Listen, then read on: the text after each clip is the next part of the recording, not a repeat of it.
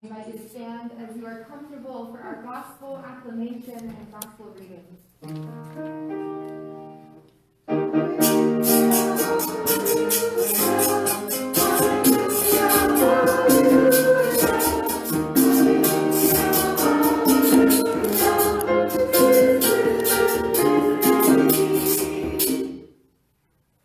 Our gospel today comes from Luke chapter 6. Jesus said, "But I say to you that listen, love your enemies. Do good to those who hate you. Bless those who curse you. Pray for those who abuse you. If anyone strikes you on the cheek, offer the other also.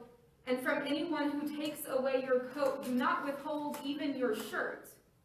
Give to everyone who begs from you. And if anyone takes away your goods, do not ask for them again.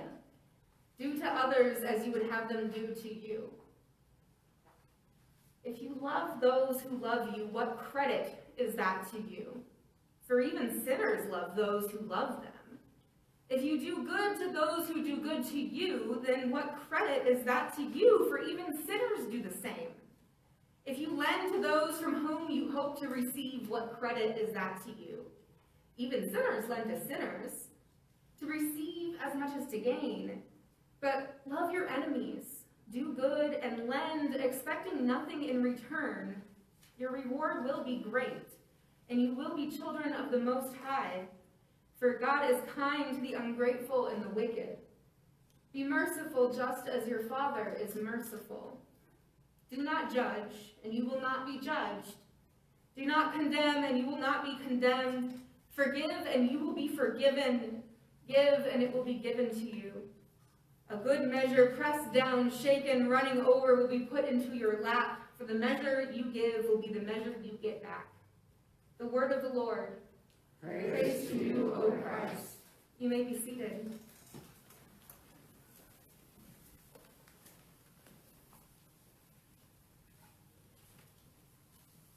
As Jesus continues from last week in his sermon on the plain, he says to his disciples and to the crowd that has gathered around him, "I say to you that listen, love your enemies." Usually in church, we're asking, who is our neighbor? But today it's, who is our enemy? I don't know about you, but I rarely describe someone as my enemy. And unless maybe I'm on the freeway and someone has just cut me off, but that's different. Jesus lays out pretty simply the behavior that someone's enemy might have. Enemies are the ones who hate you, who curse you, who abuse you, who strike you, who take from you. And so Jesus says to those that listen, the response for someone who acts like your enemy is to do good towards them, to bless them, to pray for them, not to return violence with violence, and to act towards them with generosity. And before I go on, I have to say, as I always say whenever this text comes up, that I am aware and know and have counseled those who have been victims of domestic violence, abuse, sexual assault, and harassment, who have had these words from Jesus used against them in order to maintain relationships and status quos that are harmful and can often lead to death. I am going to say right now that I do not think that that is what Jesus is trying to get at here, and I believe that to be a harmful interpretation of Jesus' words.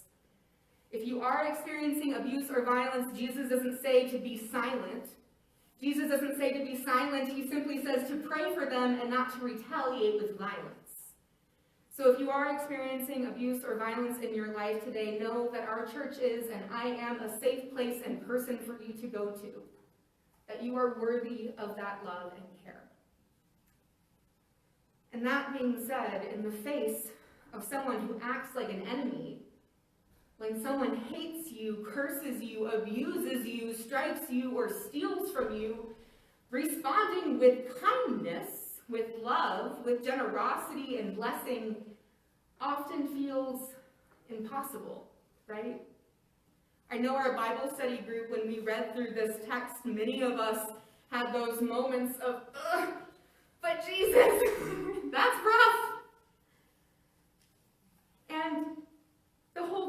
that it feels impossible apart from, for Jesus, who is God with us, who can manage that kind of open heart with that harm being thrown at him. I kept trying to think of real-life examples of this kind of openness and vulnerability that Jesus describes in his sermon today.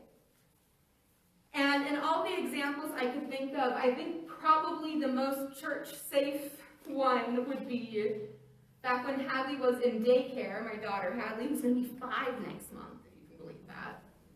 When she was in daycare, sometimes she would come home with this little yellow note from the teacher. They called it an ouchie report. And sometimes, she had fallen and scraped her knee, and it's part of them, covering their tuchus to make sure that we know what's going on at school. But there was one very specific ouchie that occurred, and the report read, Hadley and a friend were fighting over a toy, and the friend bit her arm. And so Hadley, hasn't mentioned this at all to me by the time we get home from daycare, and I'm looking at the note, and I go, well, what's going on here? And she was like, oh, yeah, it happened here, but actually it had happened somewhere over here. She had forgotten even where the place of the bite was. And so I asked her, well, I'm glad that you're okay. Are you upset about what happened? And she goes, no. And it wasn't the first time that these kinds of things happen. When little kids get together, sometimes they get into disagreements and they don't have all the tools to deal with it. And so I know, as part of our figuring out that daycare, that when these kinds of things happen, the first thing is that a teacher jumps into the situation, diffuses it, usually by separating the two kiddos from one another. They figure out what happened, and in this case, it was a disagreement over a toy. And then they have the kids say sorry to each other. And at a daycare, where the kiddos are 5 months to 4 years, in the cases where the kiddos aren't even able to verbalize the words, I'm sorry, they would be invited to offer a hug to one another instead. In our first reading from Genesis today, there's a similar pattern of reconciliation between Joseph and his brothers. Joseph's brothers were jealous and fearful of Joseph's gifts, and so after a failed murder attempt, Joseph has been sold into slavery. But God was there with Joseph through all of it, and God used their enemy treatment of Joseph for something good. So we see this sort of separation between Joseph and his brothers, and even after Joseph's been separated from them for years, when his brothers do arrive looking for help, initially Joseph sends them away. And when they return, there's this truth-telling that happens, a reasoning. Joseph names the harm that they've done to him and also names that God used their evil intentions to work good, that God was there with him through all of it. And there's a moment of reconciliation, and for Joseph and his brothers, it's emotional and physical. Joseph kisses his brothers and weeps upon them. Like those steps that Hadley's teachers at daycare helped her and her friends to go through, the stages of Joseph's story are about love and generosity and reconciliation. And from what I know of Hadley and most of the little ones I've known through my life, that after that hug, after that moment, their relationship goes forward. They're able to move on. They don't really care about the kid who bit them that one time. They usually go on playing together. They don't respond after this by biting back or by trying to take another toy, not automatically anyway. Little kids have these big open hearts, and they do need prompting, trust me, but with very little prompting, they share, they play, they hug, and they cry without worrying who sees them. It's when we start to grow up that we start to learn that in this world, a hug doesn't always solve the problem when people treat you like an enemy. Many of us lose those childlike hearts. We continue to find ourselves being hurt by surprise enemies, and we learn. We learn to hate back with the same hostility we receive. We learn to curse those who curse us with words that represent our anger and our hurt. We learn to be a bit more ruthless, a bit more focused on ourselves, and sometimes our selfishness can harm others. We learn to strike back or strike first against an attacker. We learn to protect what we have emotionally and physically. We tend not to go through anything past that moment of separation with others in our lives. We skip the truth-telling, the reconciliation process when those around us treat us poorly. Sometimes we just focus on those backlash tools that we have learned because they've been used against us. In all that learning, the education of a broken world offers us little hope, little connection, little generosity. Maybe it helps us to hurt less by those who would treat us as enemies. But in being hurt less, it also means we give less, we love less, we trust less. The world, the kingdom that Jesus brings is very different from this one. The lessons Jesus wants us to learn are not about less of anything. They're about more.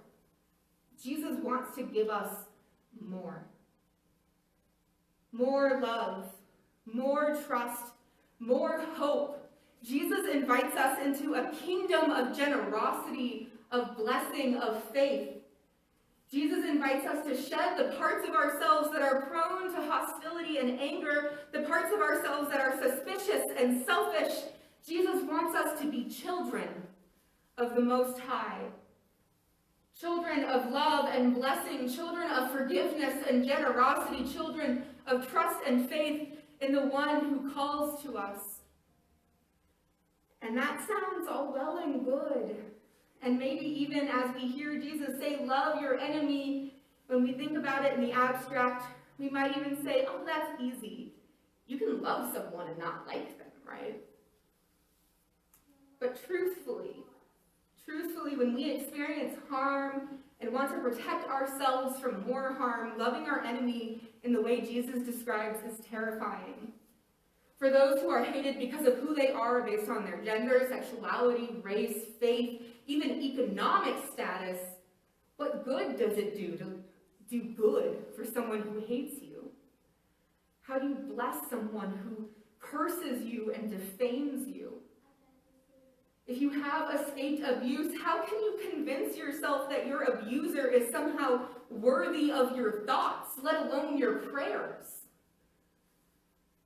For someone who has experienced violence or theft done against them, how do you respond in peace and generosity?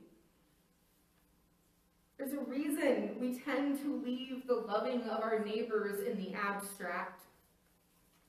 There's a reason we don't often live up to this, why reconciliation seems impossible. We're not little kids fighting over a toy.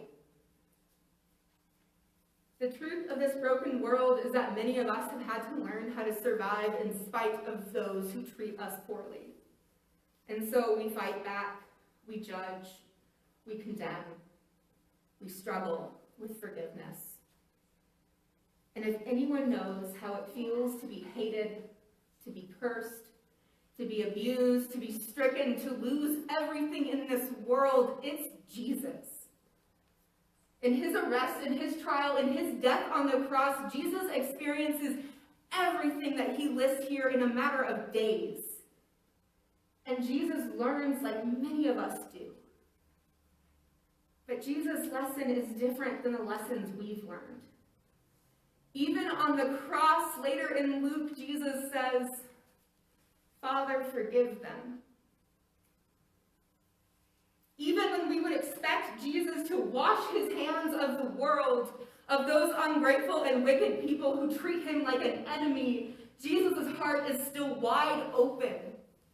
God is kind to all people, including the ungrateful and wicked, and so God gives us Jesus to show us a new way to learn, to show us a new way to love, to show us a new way to live, to bring us a new kingdom Jesus rises from the dead, conquers sin and death and all the brokenness this world can muster. Jesus rises from the dead to bring us love even when we can't recognize it.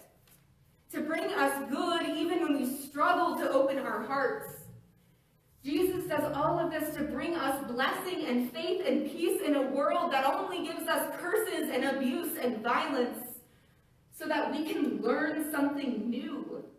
So that we can learn that we are, in fact, children of the Most High, children of God, receiving mercy and love even when we struggle with it. Jesus brings a new kingdom, a new lesson, so that instead of learning how to close ourselves off, instead of being changed by the brokenness and harm of this world, we too can live into God's kingdom of generosity. So that even when we don't know what else to do, when we don't know how to love those who hurt us, when we struggle to seek God's kingdom of generosity in the midst of our own pain, we know that there is at least one piece of this lesson from Jesus that we can do. Because we can always pray to the one who calls us their children. Thanks be to God. Amen.